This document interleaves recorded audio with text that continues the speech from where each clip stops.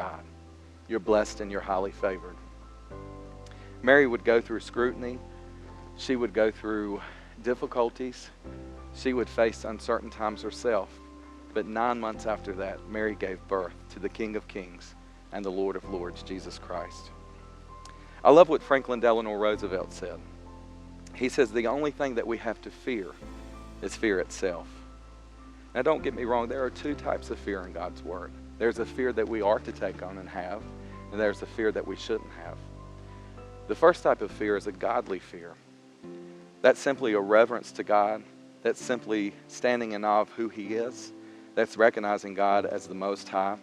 That's being obedient to His will and to His Word. And that's recognizing God as the Most High Judge. Philippians 2:12 says, work out your own salvation with fear and with trembling. Now, there's a second type of fear that God doesn't want us to have. It's a fear that overwhelms us. It's a fear that cripples us. It's a fear that tries to stop us in our tracks from doing what the Lord has told us to do. It's a fear that only comes from the enemy. It's a fear that's not given by the Holy Spirit. It's given by the enemy of our soul, the father of lies, Satan himself. Paul said this to Timothy in 2 Timothy 1:7. He's encouraging Timothy to fan the flame within him.